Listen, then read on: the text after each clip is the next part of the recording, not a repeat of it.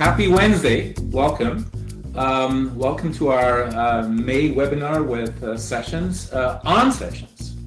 Let me run through the introduction here and set the stage for Carla. But who are we? Me, Joachim. I'm founder and CEO of Aspiration Marketing, a digital marketing agency looking to help your business grow. We focus on things like content marketing, inbound marketing, SEO, PPC, and web design to get you more traffic, convert the traffic into leads, drive more sales transactions and revenue. And we have resources in the US and Canada and in Europe, in Romania. And as part of our effort to partner with great companies, we've started working with Sessions, a super effective platform for video calls, webinars, and demos. And part of our first today's session here is to share some of the excitements we have about Sessions. What is different? How is it more than just another Zoom or Teams? How can we use Sessions to engage, collaborate with customers and prospects? And yes, it does have AI, and Carla will talk about that. So we want to give you an introduction. We want to give you access to the portal that you can play around with it for free. You can share and engage with others, and you can see what's truly the difference, how we're using it differently, and how Sessions is intended to be used. Yes, you can use it the same way you can use a Zoom and Teams and Google Meet, and it has many of the same features, some even better. But there's a couple of things that Carla will show where Sessions is super collaborative. That's where you can work with your prospects, with your customers in terms of webinars. That's one core area, but demos and video sessions, that's kind of where we want to give you a first introduction, and there will be follow-up sessions, follow-up webinars where you can learn more about it, individual features, and get you started. In terms of contact information, and you will get that at the end as well, and we'll record the session. You can watch it on YouTube later on as well. Myself, host, Carla will be the speaker from the session side. She will take it away from me in a second and make it meaningful. Nicole, Aspiration Marketing, who is pulling the strings in the background that this actually works. That's the overall setup. You will see the agenda, one of the sessions features on the left side. That's to keep us on track.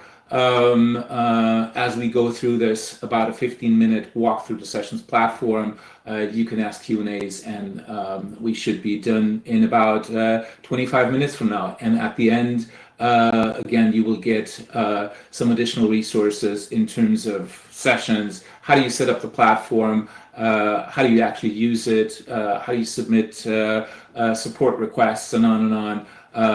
Sessions on YouTube, there's a link in there where you can watch additional webinars, additional videos on YouTube, and there's a link to upcoming Aspiration Marketing webinars, just in case you need help with how do you embed a webinar into your marketing approach.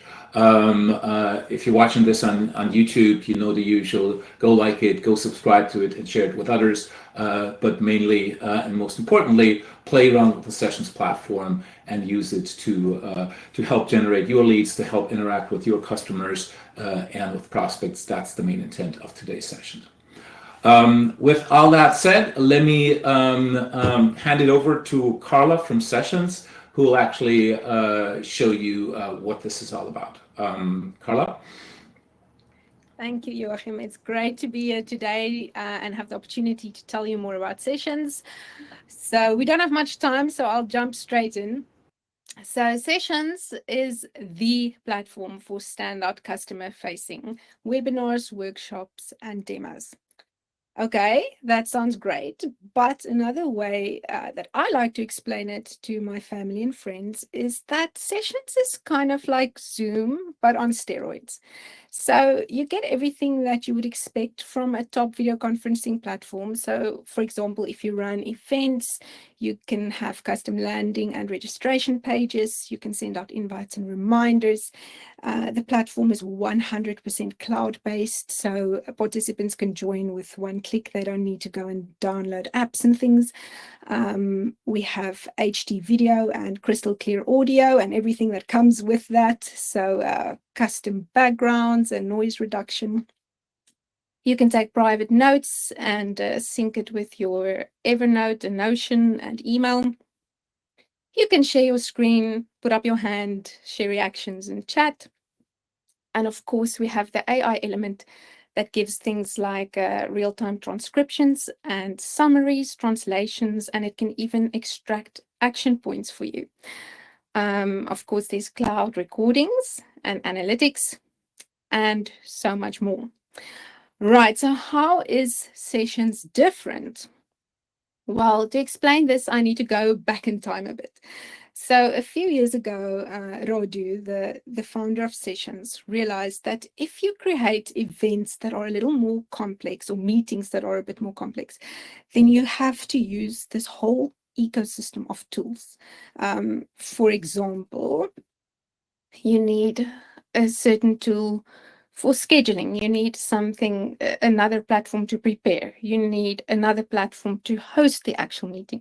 You collaborate with your team members in another place, and you do the follow-up somewhere else. And for recaps, you have to download the recording and send it or upload it to YouTube. So it becomes a lot.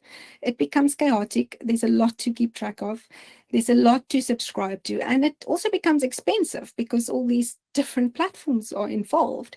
So we took all of this and created this one single platform with the entire workflow that's built for collaboration and interactivity. So that is really what's at the heart of Sessions. And because Sessions is a B2B product, you don't work in a bubble. You work with your team members.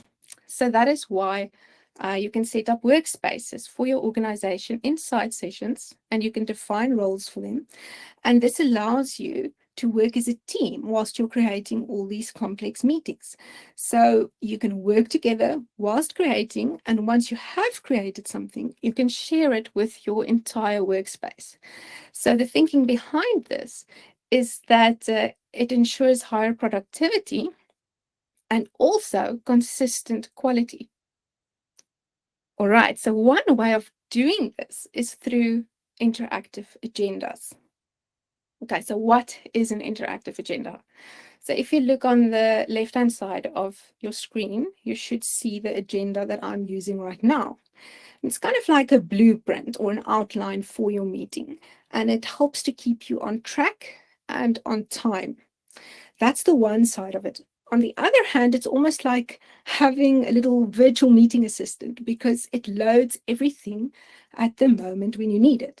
So for example, when I needed this slideshow to come up, the agenda loaded it for me and embedded it into the session. I did not have to go and share my screen. And something that's really cool is that once I have created an agenda, I can use it forever. So it's super quick and easy to attach it to any session. And also I can share it with everyone else in my team so that they don't have to go and reinvent the wheel if they have a similar meeting. So a good example of this is we host a lot of demos in Sessions. So we have our set demo agenda. And whenever a team member needs to hop into a demo, everything is ready. You just have to show up. So there's a lot of value in that, and it saves us a lot of time. But now you might say to me, okay, that's great, but we don't have time to sit and come up with all these cool agendas. So that is why we came up with the AI Copilot. So with the Sessions AI Copilot, you can create agendas and polls literally within seconds. All you need to do is write a prompt, sit back, and the AI will do the rest. But I would really like to show you how this works. So I'm just going to share my screen. So this is my sessions homepage, and I'm going to go to agendas, new agenda, AI Copilot, and let's say Italian cooking class, generate.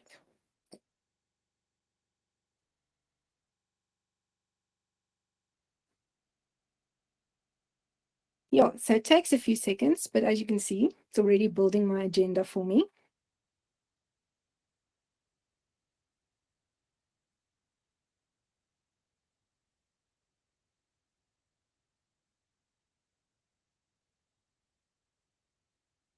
And quite a long agenda too.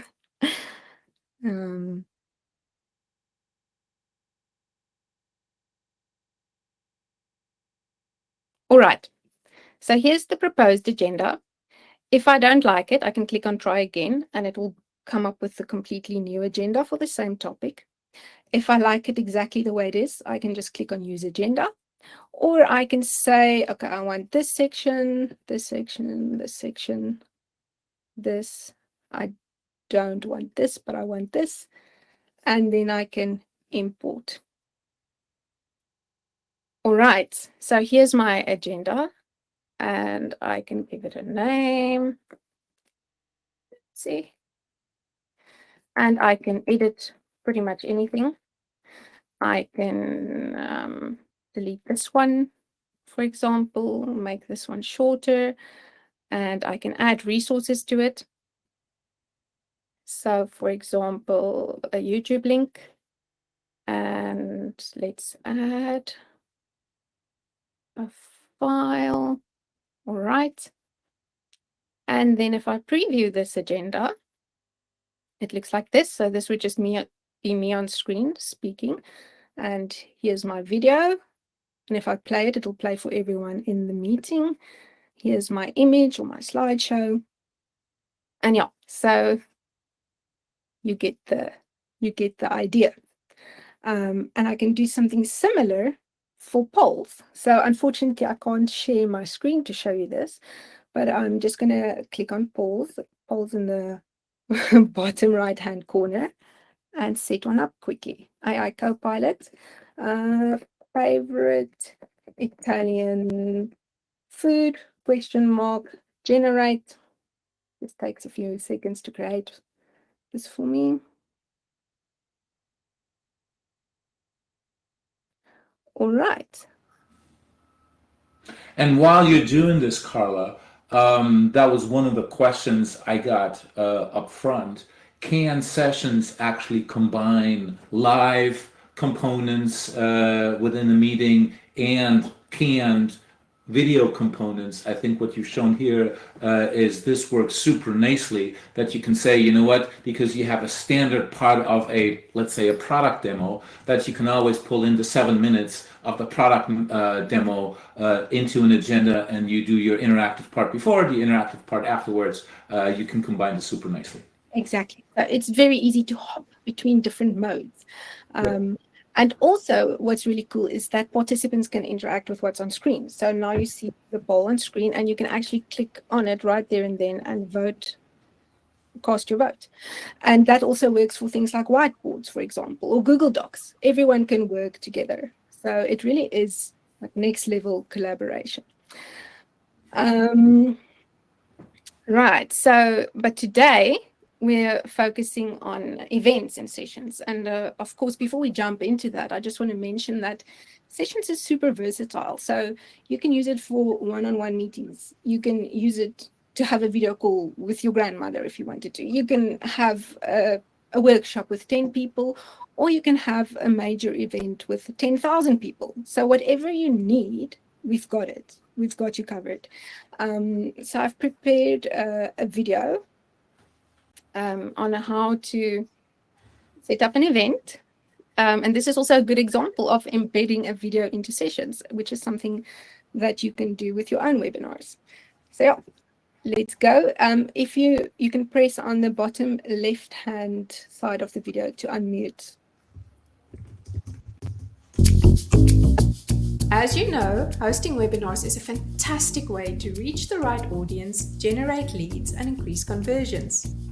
And yes, the idea of hosting a major online event can feel a bit intimidating, but in reality, it's actually quite straightforward, especially if you have an all-in-one platform like Sessions. I'm going to show you how we set up our webinars, but before we get stuck in the details, I would like to show you what a Sessions webinar actually looks like. It has a landing page with info about the event and speakers, and a customizable registration form that you can link to your CRM system. During the live event, you can lock it to ensure that only registered participants enter. You can choose whether you want your participants to be visible in the audience bar, or you can hide them from view.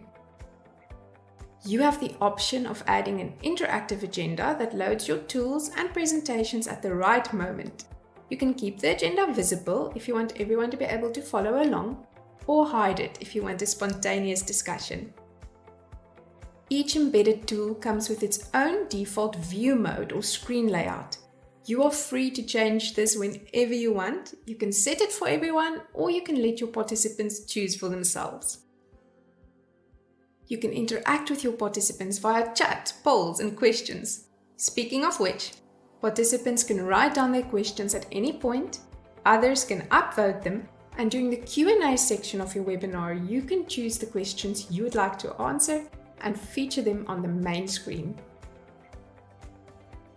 Afterwards, you can make the recording and resources public to all participants so that you don't have to send out links manually.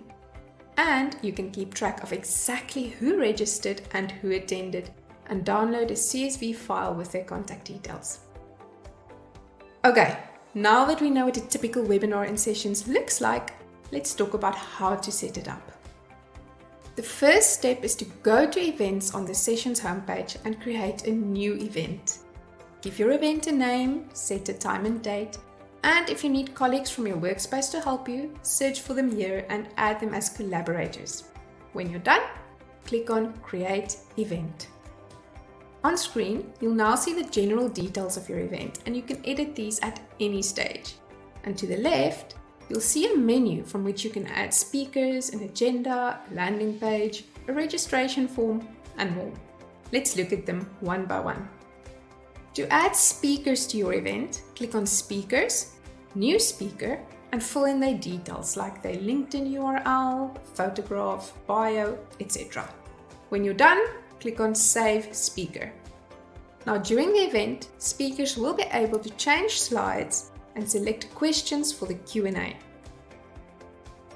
If you'd like to add an agenda, then click on Agendas,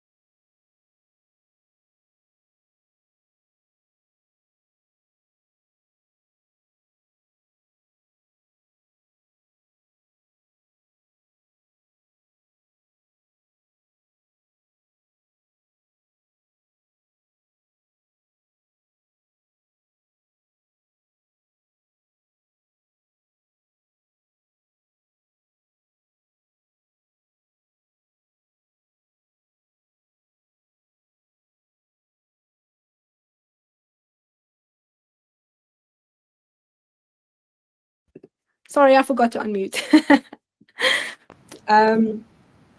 Right, so I hope you enjoyed that. And then this brings me to the last section. Something I really appreciate about sessions is the way that it handles Q&A. Instead of everyone just posting their questions in the chat, causing chaos, there's a dedicated section for questions where people can post it throughout the duration of the webinar, and then the host can answer it when they're ready to and choose which questions to answer and feature on screen. And something else that's really cool is if someone does end up asking the question in chat, the system is smart enough to pick up on this and ask the person, do you really want this question in chat or do you want it in Q&A? Yeah, but instead of me talking about it, let's try it. So if anyone has questions, please write it in the question section now. You'll see a little button on the bottom right, little question mark. Let's see what we've got.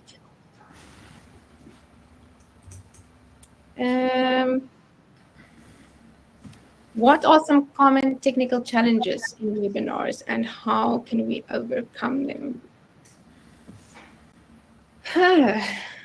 Well, I would say, and Joachim, feel free to intervene if you want, but I think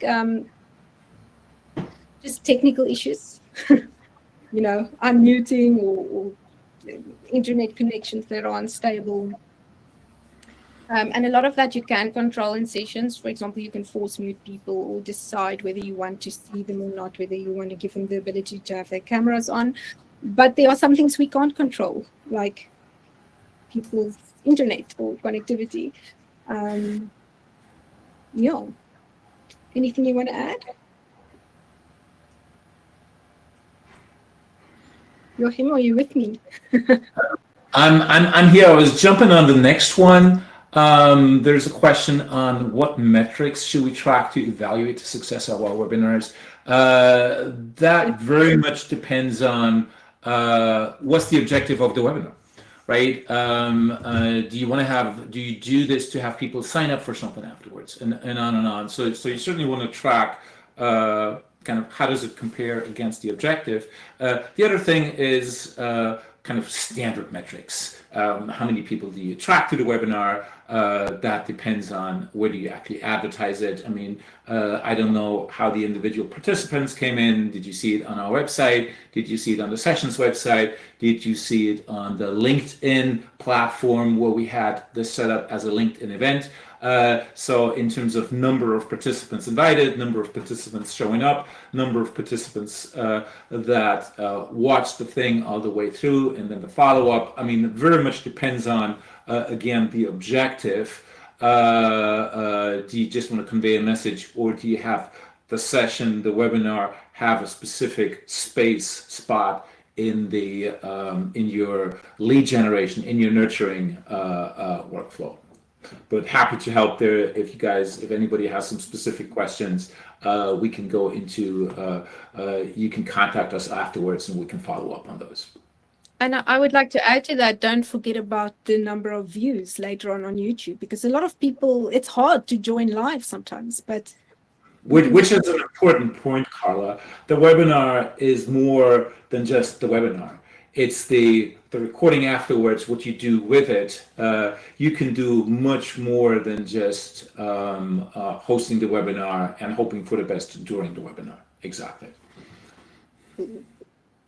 Okay, let's see.